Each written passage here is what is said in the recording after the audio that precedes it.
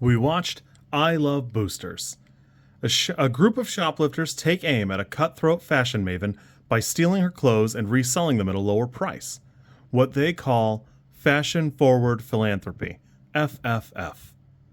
It's about 113 minutes and just shy of 2 hours. It's a lot. There's a lot to unpack here. It's got a all-star cast starting from Keke Palmer all the way down to Don Cheadle in an unrecognizable role.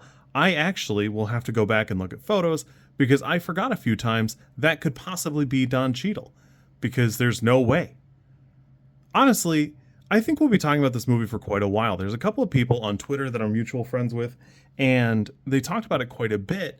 And I finally asked a couple of them, hey, how good is this movie? Should I run out and see it? Because it's between this and I probably could go 4 more times this week and still not have seen quite everything that I wanted to. I mean, there's stuff that, I'm not pressed about, but I would watch it.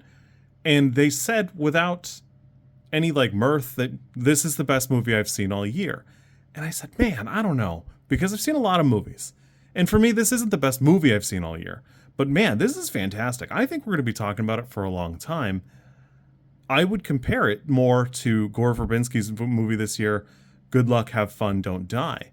And while the comparison is really the theft of joy in a lot of ways, I think that's an insane compliment for a lot of reasons, because Boots Riley has one other movie. He's got a TV series that he's done directions, and then he's got a couple music videos.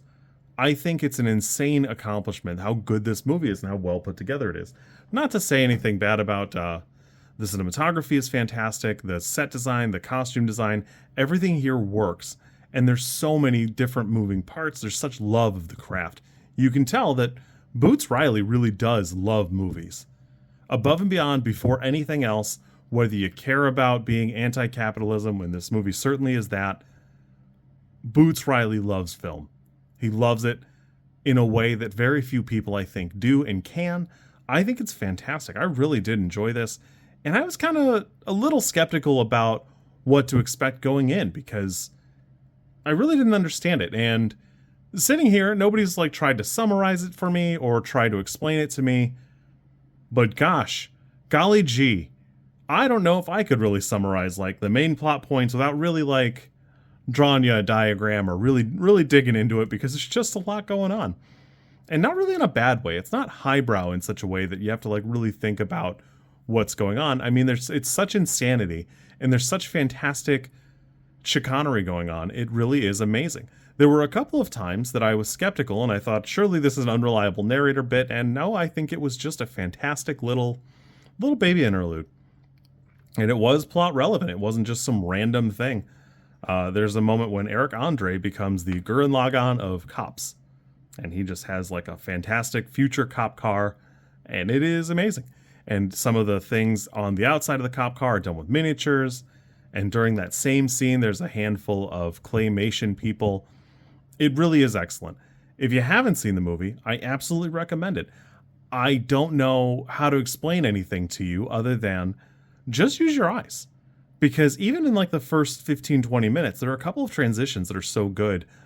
I really was taken away.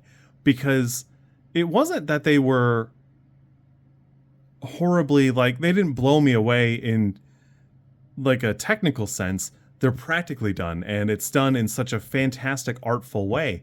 It really is incredible. I really was stunned how much I like this and came to really enjoy it. I think the cast rocks. It's fantastic.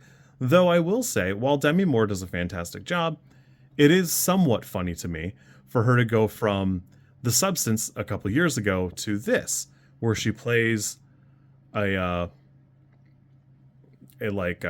gang-busting, anti-union fashionista mogul who's deliberately stealing plans and ideas from other people later in the movie, where a couple weeks ago she was just at Cannes and said, oh, AI's here, we got to work with it.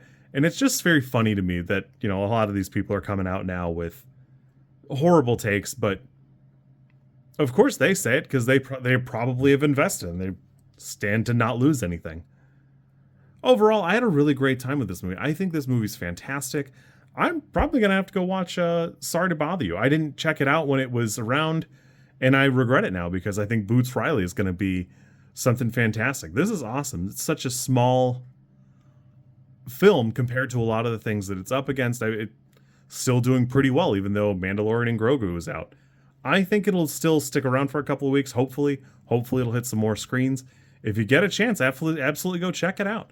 I was between this and something else, and I almost didn't pick it because this is about half an hour longer, and I would have really regretted it because, man, this really is a great film. Absolutely check it out. This for me is probably an 8. I could almost see a 9. I might change my answer later on. Right now it's an 8. Fantastic film. I absolutely recommend it. 100% go out of your way and check it out. Even if you just want to stare at Keke Palmer dressed up fantastically.